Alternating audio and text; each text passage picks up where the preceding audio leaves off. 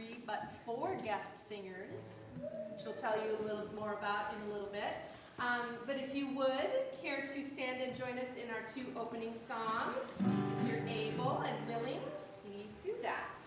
1, 2, 3, 4, 1, 2, 3, 4.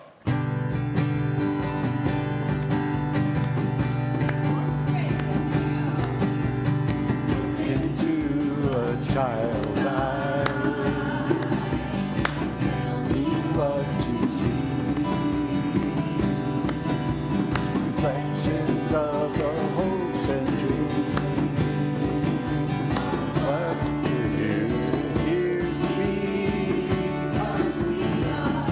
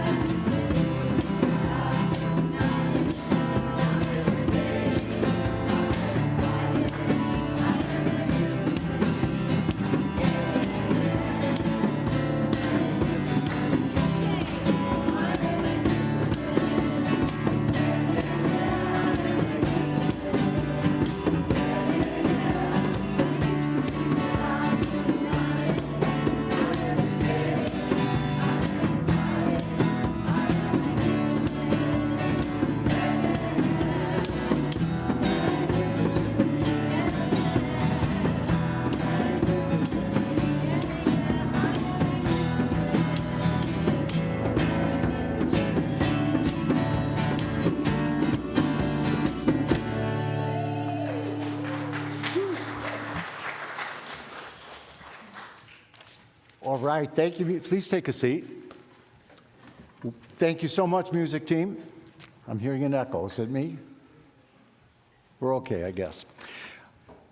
It is my pleasure to welcome you to our church service here and be part of our Unity of Fox Valley family this morning. It is always uplifting to me at this point when I look out and I see faces, some of which are smiling, some of which are frowning, some of which are thinking, what am I doing here?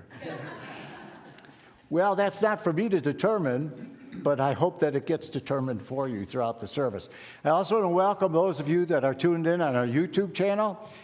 We wish you could be here in person, but we welcome you nonetheless, and we thank you for participating in our service online. Let me take a moment, please, to remind everybody to please silence your cell phones so that we may go through the service without any interruptions. And let me ask, are there any first-time visitors? Anybody with us for the first time this morning?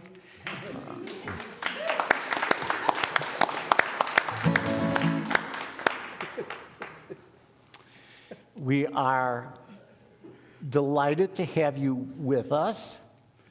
You honor us with your presence. And just about anybody here in the congregation will be able to answer questions that you may have. And if you would like to speak to me after the service, I certainly will make myself available. But again, thank you very much for being part of us today. And at this point, I want to invite Marie to please come forward and share today's daily word reading.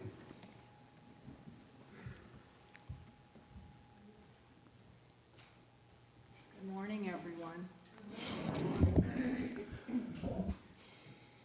Today's daily word is world peace.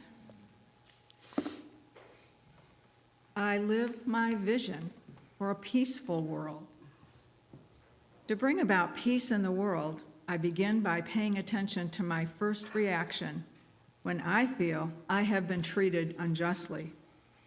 I do not deny my feelings, but neither do I allow anger, envy, or other negative feelings to take control of my response.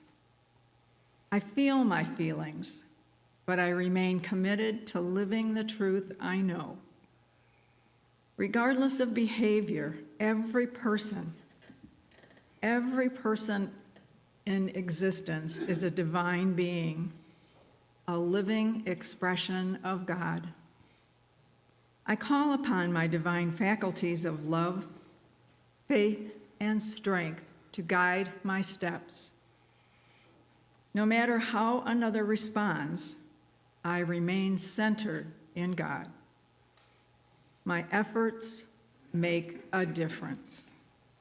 Peace between individuals creates peace within families, in communities, and among the nations of the world.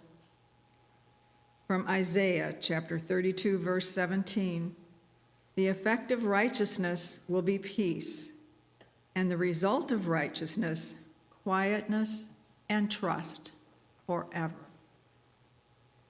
This morning, I am your prayer chaplain. So after the service, if you have a prayer intention that you want support with, or you want to share a joyful experience and in your life, I'll be here up front, available after the service. We have a prayer box over to my left, so you can also add your intentions, your prayer requests there. So please, no one needs to leave here with a heavy heart. We are here for you always.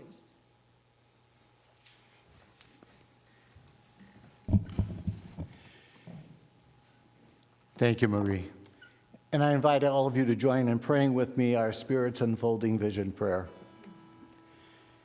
Guided by divine wisdom, inspired by divine imagination, centered in divine love, and knowing that God is our source, we boldly move forth in faith as we allow Spirit's expanding vision to unfold in our lives, the life of this spiritual community, and our world. Thank you, God. Amen. And now, may I invite you to return to your feet and join in singing and praying the Lord's Prayer.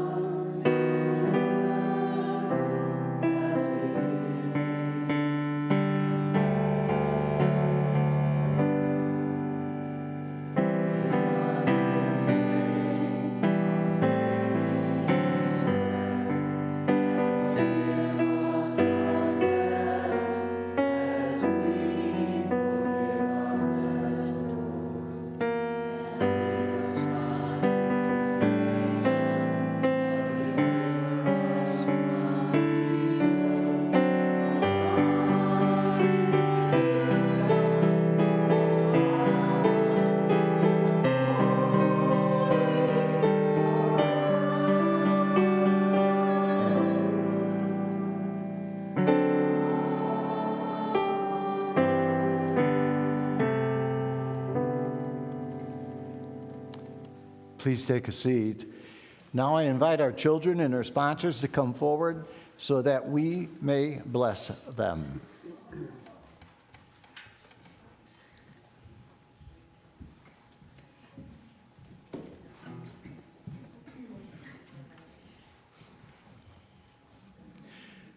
Please join with me in blessing our children. We love you, we bless you, we appreciate you, we behold the Christ in you, and we know that you are empowered to do great things.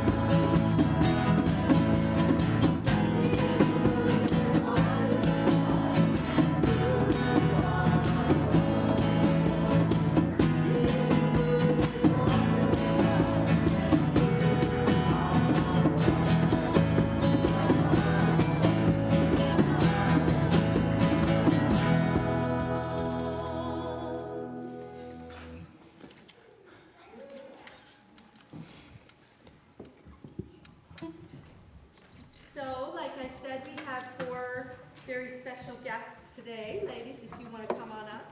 They are from the Choral Airs Chorus, an a cappella group, I take it, right? All a cappella? Yeah. Uh-huh. And out of Addison, Illinois, right? Is that where you rehearse? Okay, they rehearse in Addison, and yes, this is a plug because they're looking for new members. So you rehearse on Monday nights, Monday nights right? at 7 o'clock. All ladies are welcome. It's Women's Barber Shop, which is you're going to get a taste of that So today. you're gonna get to hear this amazing stuff. I have goosebumps already, and I'm already choking up because my mom was a sweet Adeline, and it brings back memories of that. So will you please welcome? And their names will be up there too. And if you have any questions for them, they're gonna sing 2 songs, but they'll be available after the service if you want to speak to them at all. Thank you.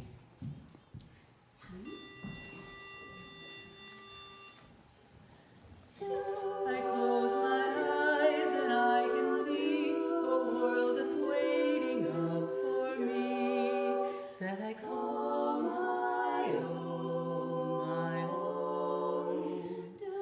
Through the dark, through the door, through where no one's been before, but it feels like home, like home.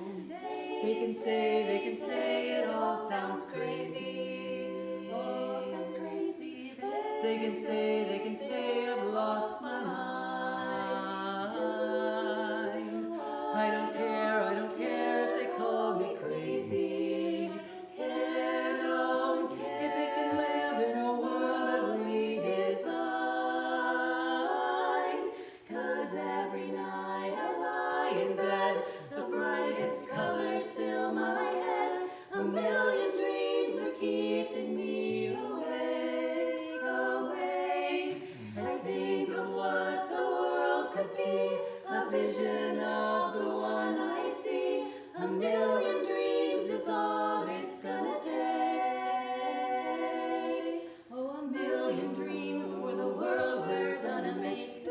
However big, however small, let me be part of it all. Share your dreams with me.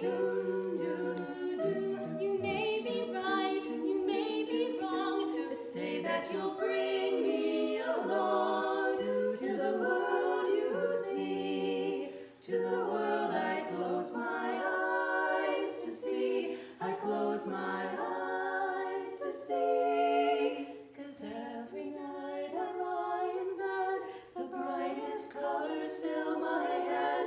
A million dreams are keeping me awake. A million dreams. I think of what the world could be, a vision of the one I see. A million dreams is all it's gonna take. It's gonna take a million dreams for the world we're gonna make.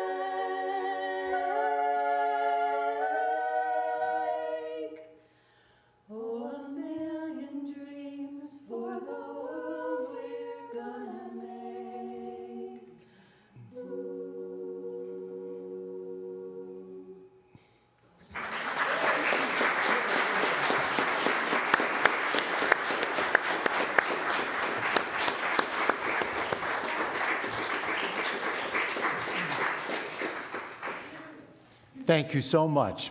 Your presence here this morning means it just connects a lot of inner dots for me spiritually. So very, very grateful. Thank you for being with us.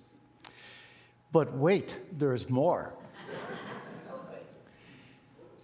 There's another special presentation this morning, and that is that my message this morning is being shared by somebody, if you are a regular here at Unity of Fox Valley, by somebody you know, somebody you love, somebody who's very talented in so many ways, and he is going to speak to us this morning and share a little bit more of his gift, a little bit more about who he is. So, Carl Strang, it's all yours. And before he goes, after he's finished, if you have questions, you may ask Carl questions. Fair enough? Yep. All right. I'm on the handheld. Is it coming through okay? Yep. All right. Well, tomorrow's my birthday.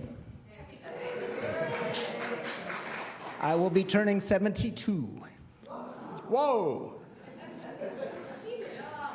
And Reverend Mike has indulged me by letting me share a couple things about myself. First, I am left-handed. No lefties out there to applaud. All right. Okay. All right. Thank you. All right. And the other thing I want to share is that I am autistic. Now, before I get too far away from the left-handed part, that wasn't just a throwaway thing. See, it used to be for a long time that left-handedness was discouraged. The word sinister is a reference to the left hand. In fact, when I was a little kid in the 1950s, when I was getting ready to go to school, the school asked my parents if they wanted my left-handedness to be discouraged. That was still done in those days. Now it's different. Left-handedness is just part of normality. It's something that we take as a matter of course. You know, somebody may notice me using my left hand for saying, oh, you're a lefty, yeah, and then you just go on. It's no big deal. So what I'm hoping today, in part, with my comments, is to begin to move us in the direction of autism and other neurodiverse expressions becoming more normalized, more unremarkable. I've got a lot of notes. I don't want to leave out any.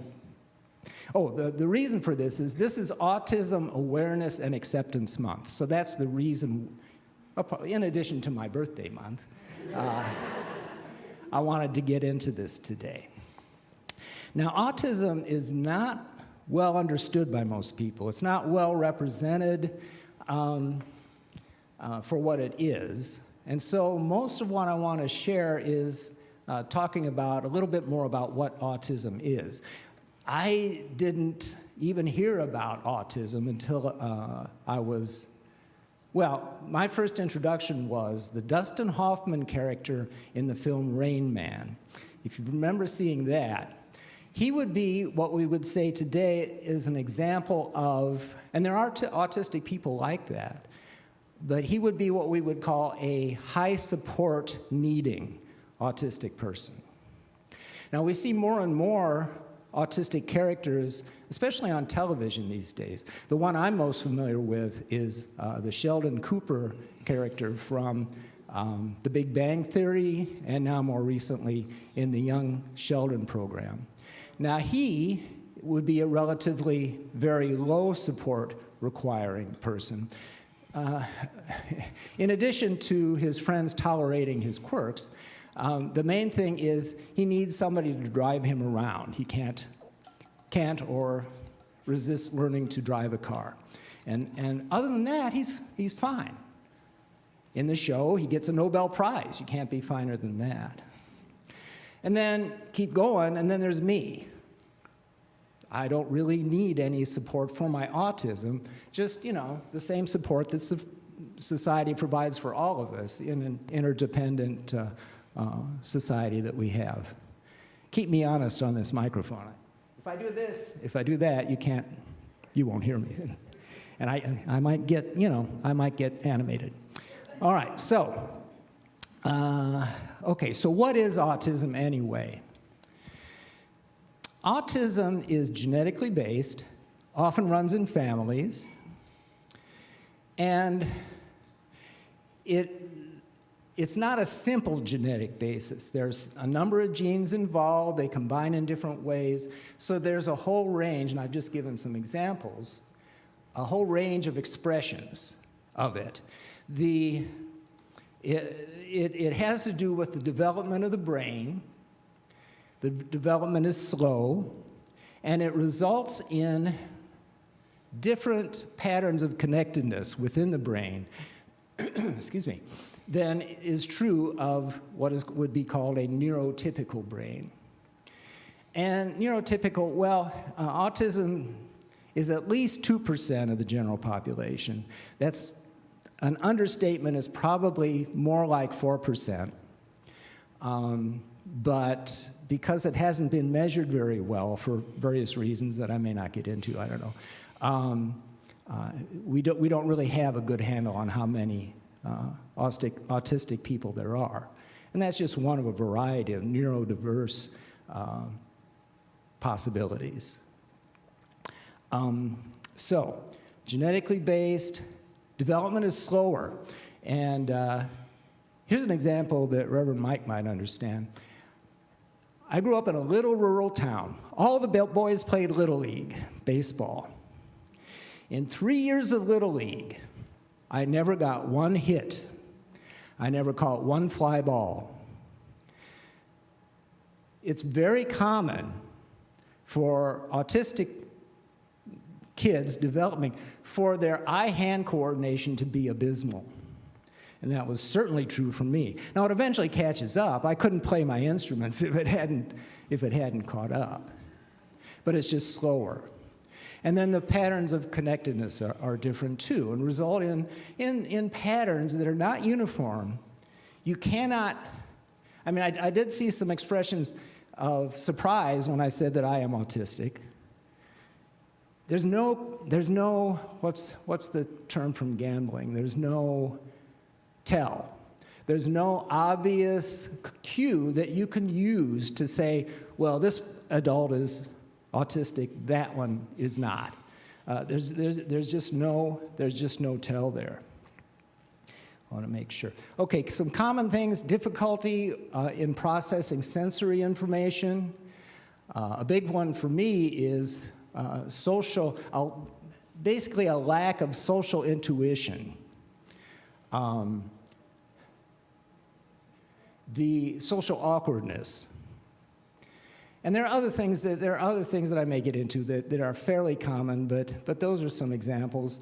Autism, historically, for odd historic reasons, for a long time was thought to be something exclusive to white males. But autism is common in women, it's common in people of all races, and that's one reason why we don't have a handle on how many there are. A lot of people just have not been assessed. Excuse me. Still in the runny nose season here. It's more obvious in children for a couple of reasons. One is, as I mentioned, development is slow, so autistic kids just are still trying to catch up with the development of their brain and its connectedness. But the other thing is that expression of behavior that is normal for an autistic person is viewed as abnormal if the child were neurotypical. A variety of physical expressions, a variety of behaviors that can cause alarm in the parents or adults of the child who's surrounding the child. when the kid is playing with other kids and shows clues about the autism, that may expose the kid to ridicule, harassment. So we, and here I'm saying we, autistic kids, learn very quickly because we're no different than anybody else in wanting to be loved, to be accepted. And so when we're getting signs, either sometimes strong or sometimes subtle, that we may not be accepted for who we are, we go through a process, almost all of us, called masking. Masking is a combination of camouflaging and compensating for the autism. And that is why you don't notice autism so much in an adult. Along the way, we've learned all kinds of ways to camouflage it or compensate for it. In my case, looking back, I can see I was gifted by my autism with a relatively strong intellect. And we also get, because of social awkwardness, we learn to be more or less hyper-observant. So we notice cues, and we pay attention, and we develop rules, whole list of rules, do's and don'ts for social situations. In fact, we often become very rule-based. If you're familiar with the Sheldon Cooper character, a running gag with that series was his roommate contracts. Big on contract, even in the Young Sheldon program, big on contracts, big on setting up rules, because that is a way we can get along in an often confusing world. But if we have the rules, then we've got guidelines that we keep and go by.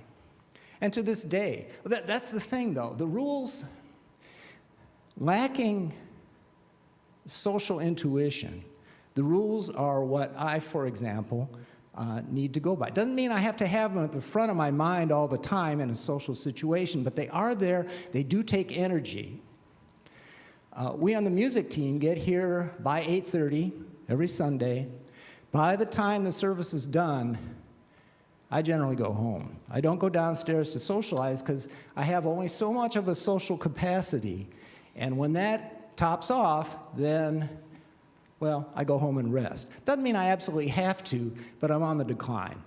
And so, now today's going to be different. I hope to, if there are questions, I hope to have a little time now to answer some, but I will stick around after for other questions. We may find a room if people want to get into more stories or stuff. I'm not sharing many stories in this because I don't want to take up too long for this. But I want to emphasize that autism, like like-handedness, is just a variation on normalcy. Some of us need more support than others. I gave some examples.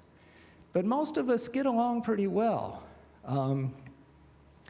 I didn't have a clue as to my own autism until I was 56 years old. And I heard an interview on the radio that gave me the first hint that, oh, that sounds like me. And I gradually, over the years, accumulated different examples until finally, last month, I said, okay, I need to know a little bit more about this. So I sought out a book. And lucky for me, there was one, and I have it here. This one, just published last year and written by a professor of social psychology in Chicago, by the way, who is himself autistic. And man, talk about a magic key. Now I'm going to ask you to imagine something. Imagine that you're going along, much of your life is, you understand, but there are a lot of things that you don't understand about yourself. And all of a sudden you get like a magic mirror or a magic key. And what that does is open up everything That's what that book was. I read it, and I started accumulating lists. That list is up to 2.5 pages of examples of my own autistic expression, experience, every part of my life, everything I've experienced, everything I've done, everything that's happened to me, everything I've thought, everything I've felt, can best be understood in the context of autism. So I just picked up this book last month, so it's kind of, a hot topic for me personally. But again, I saw, okay, Autism Awareness and Acceptance Month. Unity is about acceptance. So here's an opportunity I should grab onto. Let's see. Unmasking Autism. The author's name is Devin Price, a professor at Loyola. I think that's right. Okay. I have my own take on Unity's second principle. And just to remind you, the first principle is about God and everywhere present spirit. And then the second principle talks about how that spirit, God, extends into each of us. My own take on that is we are all fingers of God. So just as our fingers are extensions of us, we are extensions of that broader spiritual power, entity, whatever you want to call it. But all the fingers are different. Some people are more like forefingers. They're the more the leader types, the creators, and so forth. And then there are the thumbs, useful thumbs, useful, your car maintenance person, all the way up to maybe a diplomat. People who fix things, people who, are handy. And then rings can mean a number of things. They can stand for love, they can stand for triumph. So the ring finger there. And then, of course, you know where this is heading. We have all encountered those people who are best represented by the middle finger, yes? And different ones of us, and each of us takes on different roles at different times. When I was on the board here and the treasurer, I took on more of a forefinger role, and you saw me come up and give talks now and then related to that. On the music team, I try to be more of a useful thumb type person. So, we're not stuck in one thing. But you look at the hand, we've got all these different fingers. We need them all. They all are part of our normality, and one of the things I'm hoping to do here is to extend that sense of normality as broadly as possible to include neurodiverse folks like me. All right.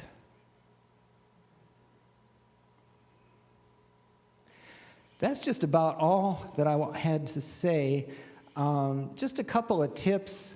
Price in this book gives a number of suggestions on accepting and welcoming autistic folks into a community. We have an advantage here in that Unity already is an open, accepting community and philosophy.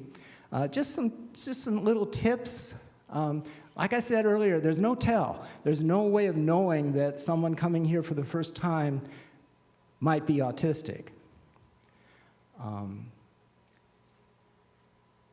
They're coming to this place because they're interested in their own spirituality, their own spiritual searching. But there are all these strange people they don't know, and that can be intimidating. Could be intimidating for anybody. I mean, we're not just talking about, I'm just focused on autism, but this can be more generalized. Being too forceful in coming up to somebody and the first thing you say is want a hug, that would be a no-no. He suggests a wave as an initial kind of greeting, and then, you go from there, but you have to kind of watch for cues. Some people may be shy, and shyness isn't just exclusive to autism. If someone is avoiding eye contact, I'm clearly good with eye contact, but a lot of autistic people are not. And there are entire cultures in which eye contact is frowned upon. So, so not forcing eye contact would be another little tip. If someone comes in and sits by themselves, that may simply be because they're assessing that they need some space. They want to assess the situation, absorb the mood or whatever of the place, and then over time, if they like what they're getting, then gradually they may want to come in more. Doesn't mean they often will be happy to. They may not. And I'm giving common patterns. There's nothing universal. Someone may be shy about starting a conversation, but happy to talk if someone else starts it for them. There are no hard and fast rules. I guess it's mainly just politeness, understanding, being aware that some people need more space, and so forth. So, with kids, kids, as I mentioned, they show it more. They show their autism more. So again, it's largely a matter of tolerance. There may be a lot of things I haven't gone into, but they may be doing certain movement things. They may be doing certain language things. They may be overwhelmed by sensory stuff going on, and may even have what looks like a tantrum. It's called a meltdown. That is, again, normal for an autistic person. As long as they're not hurting themselves, finding a way to help them without sending the message that they are wrong, that they are not a good person. That's the thing. And again, I have no concern as far as Mary goes. She's so wonderful with kids. Just for completeness' sake, I wanted to mention that. Okay, so do we have time for a question or two, Mike? Anybody have questions? Juliet? One thing I heard distinguishes is that autistic people tend to think in images rather than verbally. Can you speak to that?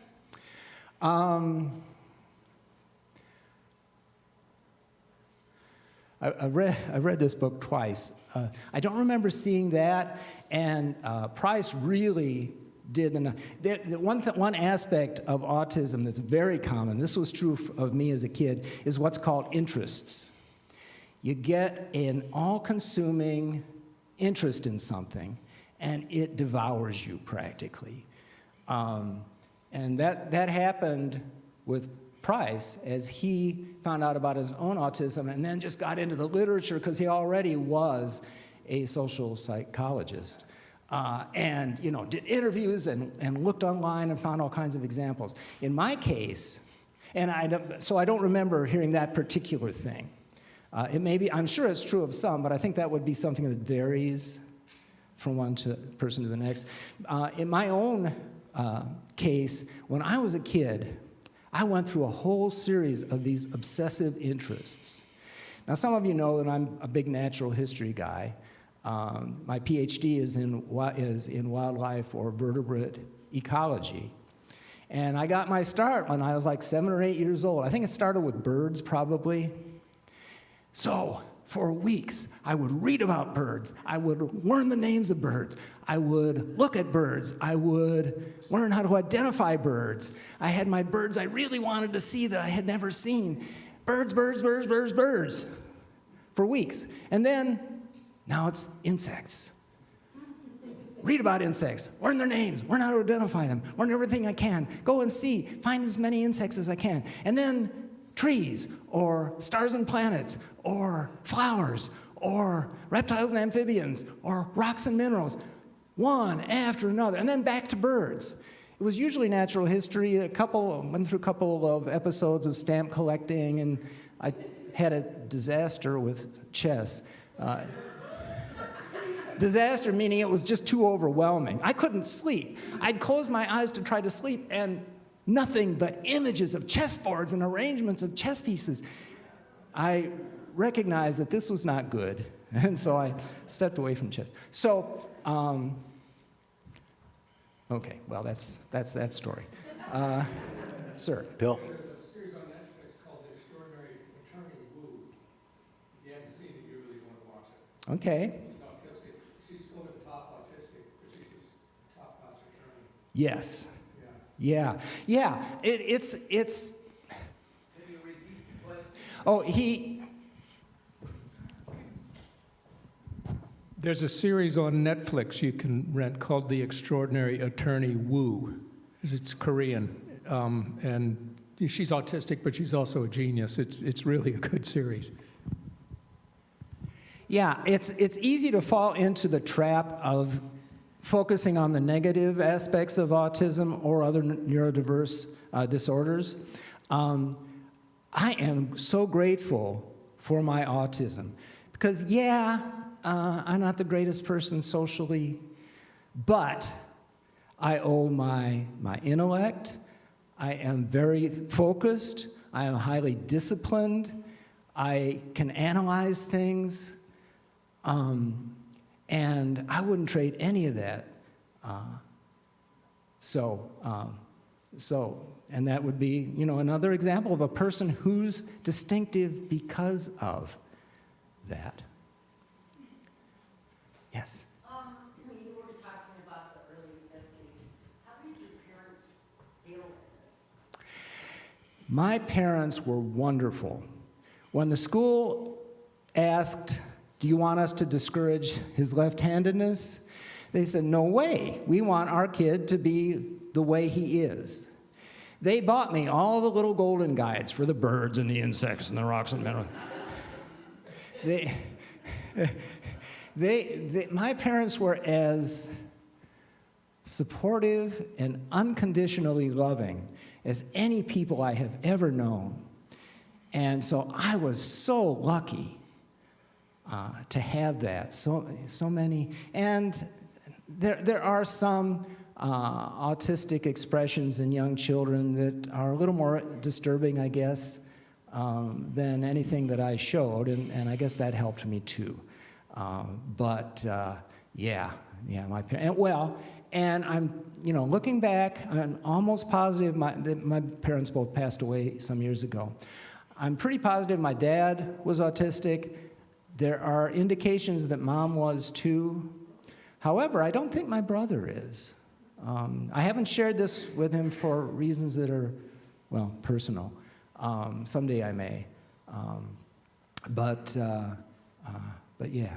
And maybe that's one reason why they were so accepting, was maybe they recognized some of themselves in me. Judy.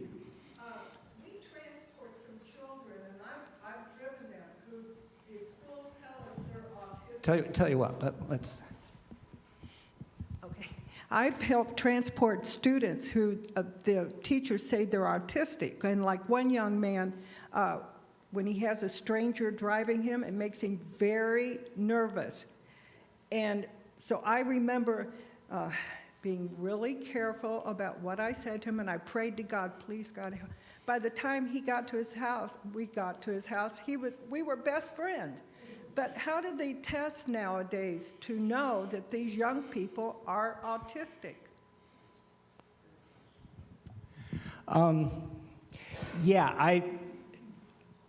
I don't have a full handle on that. I know that one example of something they will do is they'll give a kid a bunch of little toys and just ask them to play with them.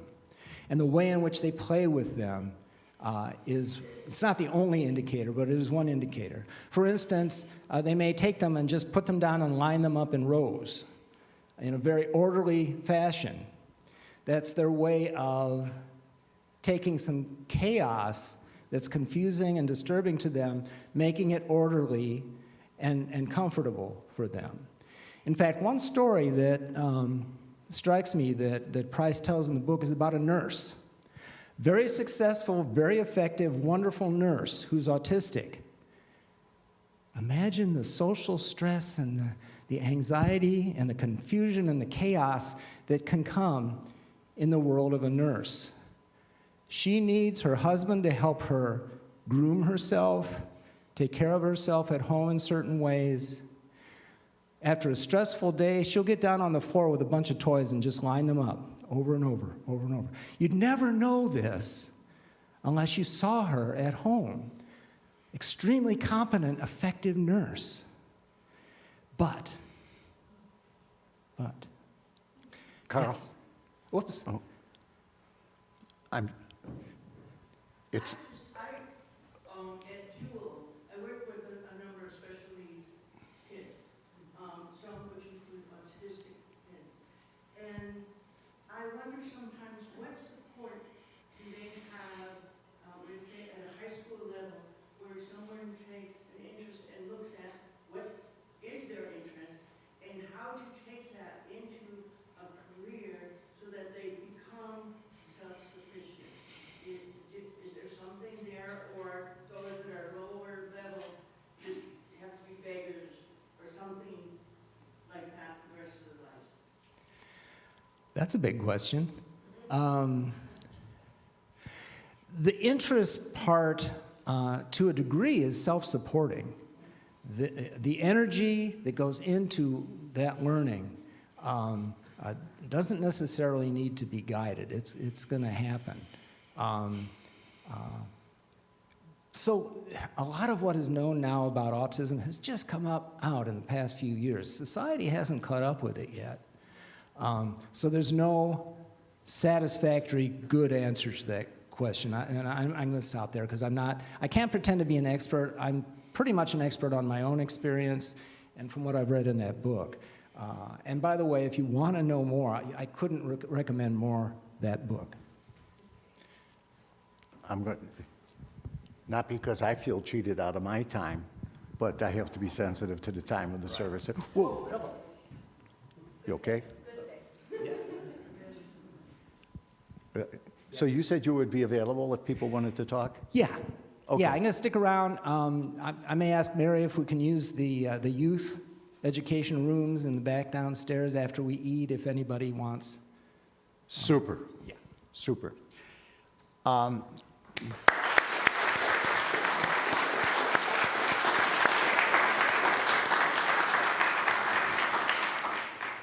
When Carl first took the initiative to approach me and asked if he would be allowed to speak this month during Autism Awareness Month, and I said, absolutely, positively.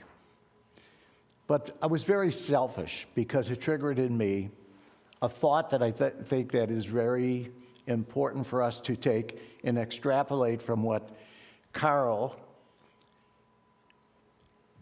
I have another question later, came forward and shared with us this morning.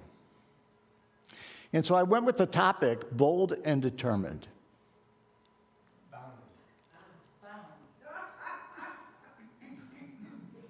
I don't think I'm autistic. But it could be, and if I am, I don't care.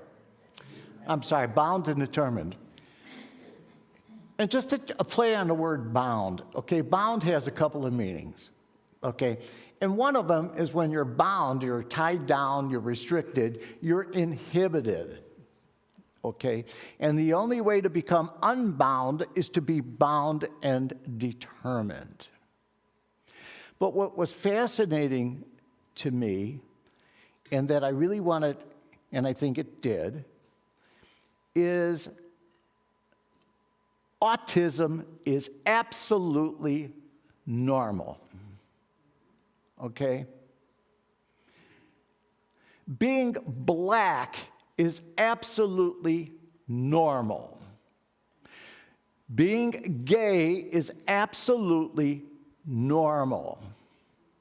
And we have this incredible tendency to create cans in which we feel everybody that we meet, we have to analyze them, diagnose them, and place them into a certain can.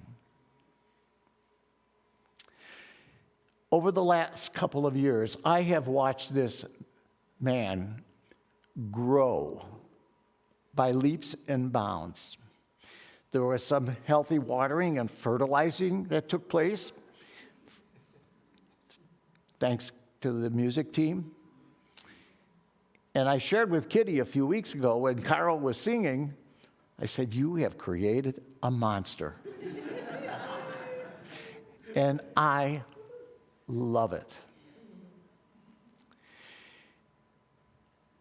You know, think for a moment somebody that you might regard as an enemy, as your nemesis, or something that you might regard as an enemy or your nemesis. And maybe it's a political figure. Maybe it's your boss. Maybe it's one or both of your parents.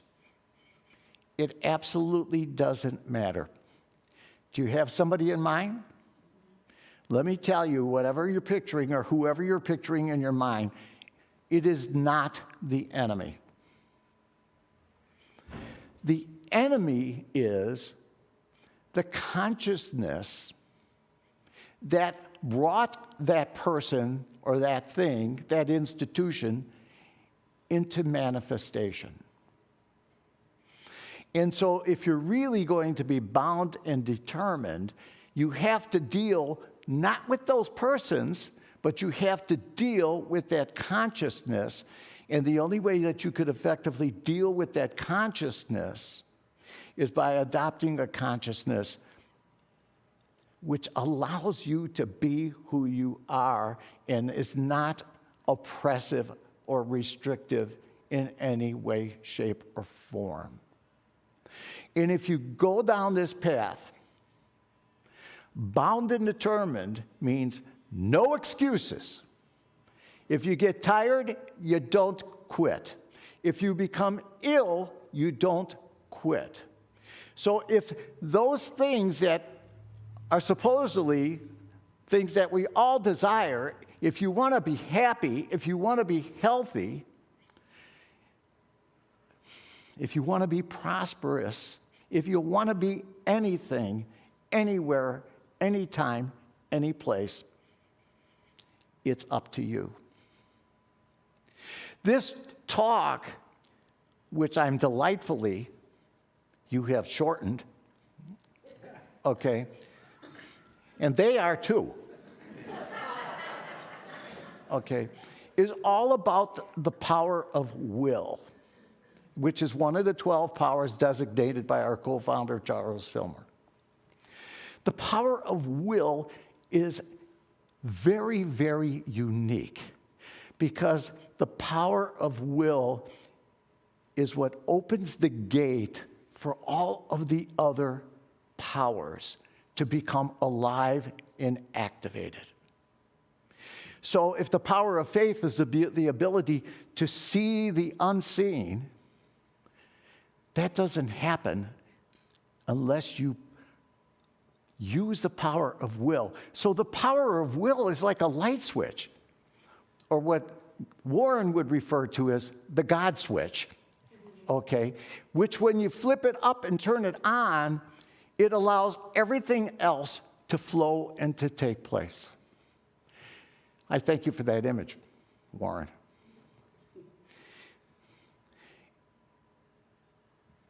And if the switch is off, if you turn the switch, by the way, I believe, I'm not a 12-stepper, but I believe what I'm saying is true, and I know there are 12-steppers part of this congregation.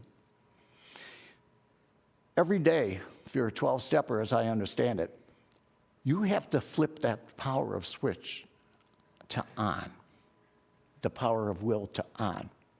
And you're not making a pledge to keep it on for 40 or 50 years or even 40 days. Today, that switch is on. And so, whatever it is that you want, whatever it is that you want to set out to be, whatever it is that you want to set out to do, consciously flip that switch. The biggest plague that we face as a nation today isn't seeing differences. It's determining that some of those differences allow you to categorize those people as less than. I want to read something to you very shortly. This was also a gift from Warren. He gave me an article that was written by Heather Cox Richardson. And she was speaking about people categorizing certain members of society, okay, the LGBTQ group and other things, okay. Very proud, just a short paragraph. Once you have given up the principle of equality, there's no exceptions to equality, okay? It's not, like in Animal Farm, if you ever read the book, they were all created equal and turned out, well, some were more equal than others. Okay, that rules out. Once you give up the principle of equality, you have given up the whole game. You have admitted the principle that people are unequal, and some people are better than others. And once you have replaced the principle of equality with the idea that humans are unequal, you have stamped your approval on the idea of rulers and subjects. At that point, all you could do is hope that no one in power decides that you belong to the lesser group. I've never been there to the Holocaust Museum in Skokie, but I'm going to go because this week Mary Ruzi mentioned it to me multiple times. That museum exists because not just the dictators of Germany made a decision, but because the people of Germany and the people of the world bowed to that decision.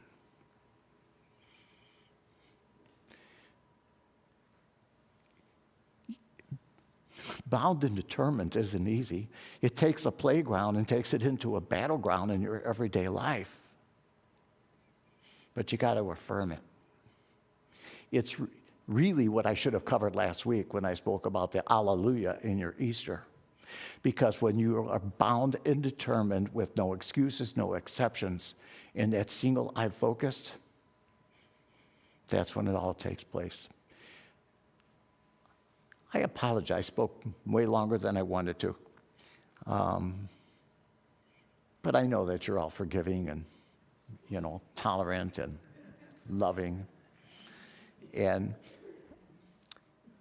my friend, you not only have grown in your accomplishments in your life, you have shared with us, not just today, but always, you have revealed a person that is so incredibly lovable by loving us, and I thank you for that.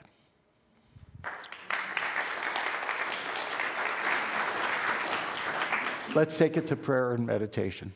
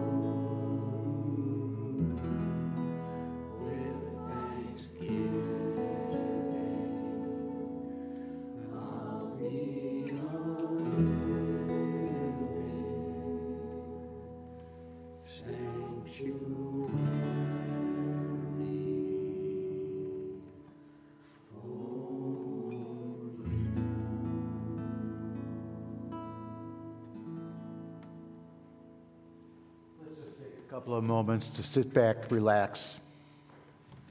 Just allow ourselves to be. Allow ourselves to feel. Not just hear that still small voice, that phrase that we use all of the time. But dare to go to that place where we feel a vibration in our bones that brings us, elevates us, makes us realize we are not less than anything. Those differences that are so easily pointed out, we get to choose whether they are a basis for celebrations or distancing. And there's only one true place to go and take all of it, and that's to prayer. Only one thing that really makes sense, and that is to listen, feel, hear the presence of God, the presence of Spirit in our lives. We call upon that experience now in a very special way. And we move into a period of silence in which we just be with our God.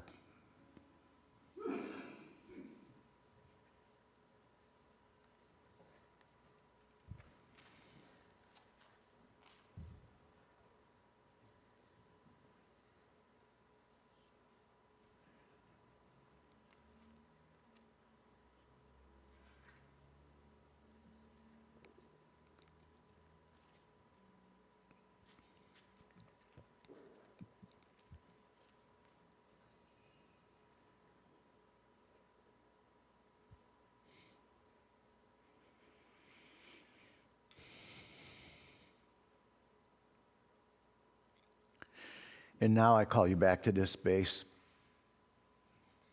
Ask you to reawaken to the light in the room by opening your eyes and to the loving presence of those that surround you. Take a breath and just feel how incredibly wonderful it is to be alive. And as you move out of meditation, you understand, you know, it isn't just when you go into a specific intense moment of prayer, but that's, God's Spirit is reaching out to you all of the time in the words of others and in the eyes of others, even in the midst of the worst conflict. You never are alone, and you are always being called to be bound and determined. In loving Spirit, we are so grateful for this opportunity this morning, for the total experience, in particular for the prayerful experience in communing with you. Thank you, God, and so it is. Amen.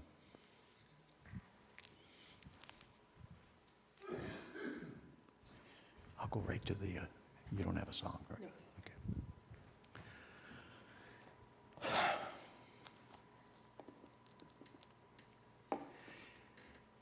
All right, now that we're all awake and chipper and, and all that kind of good stuff and in a generous mood, we move into our love offering. And I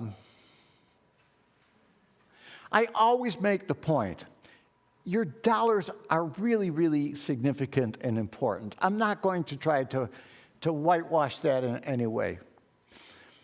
But most of all, we give thanks at this time for the giving of self that each and every one of you so lovingly shares, not just during this service, but in dedication to our church family. So please join me now in praying our affirmations. God is my instant, constant, abundant source of supply. Divine love flowing through me blesses and multiplies all the good that I am, I have, I give, and I receive.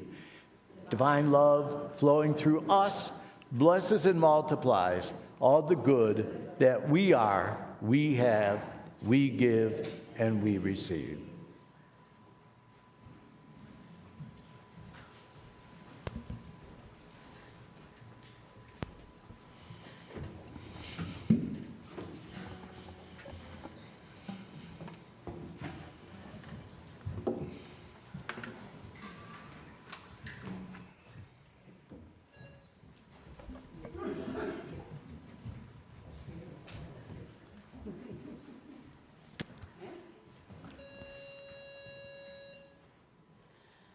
And peace like a river attendeth my way, when sorrows like sea billows roll. Whatever my lot, thou hast taught me to say, it is well with my soul.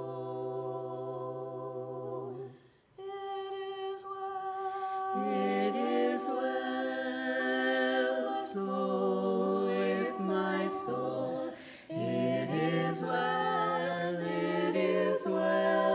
with my soul. Do with my soul. And Lord, haste the day when the faith shall be sight, the clouds be rolled back as a scroll, and the trumpet shall sound, and we all shall ascend. Even so, it is well with my soul. With my soul. It is well, soul with my soul. It is well with my soul.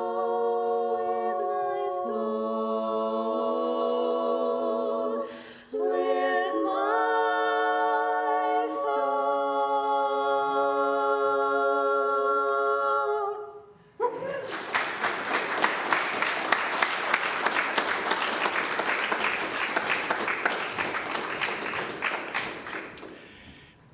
Ladies, again, thank you so very much for coming and sharing, a big part of who you are with us musically. It means a lot. A couple of announcements. The men's group is scheduled to meet this Tuesday. If you would like to join in, please contact Kathleen at the church office for the login information. Coffee and tea with Myrtle and me has begun. We meet Thursday on the church lawn, weather permitting. Bring a comfy chair, maybe a drink, and enjoy conversation with friends. Unity of Fox Valley will be collecting non-perishable and non-expired foods for the Batavia Food Pantry. Please bring in your donations and drop it off downstairs starting Sunday, April 30th. And now there's a special announcement, which won't be a surprise, and it's going to be given by a special person. Susan?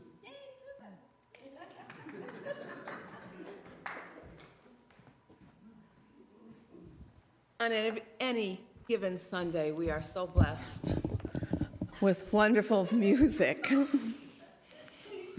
outstanding music. And today we were especially blessed with these great ladies from Choral Airs. But it continues next week. Daniel Namad Day is next Sunday. We've been talking about this for a while. I just want to issue a reminder and tell you that Daniel will be a key part of our service next Sunday at 10. Beginning at noon, there will be, it's at noon, right? I should know this, I'm the one talking about it. I believe it's at noon. 12:30. Thank you.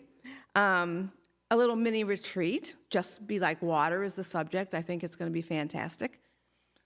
That is on a love offering basis. That evening at 6:30. 6. Oh, jeez. You better get somebody else. At 6:30, Daniel will be doing a short concert. 6. Juliet, come on in. Tickets are $25. They're available today, cash, check, credit cards, and of course at the door. So please join us. I think if you've seen Daniel, you'll know what to expect, and if you haven't, you'll be so pleased you got here. So thank you. Thanks for the time, and sorry for the clunkiness of my delivery.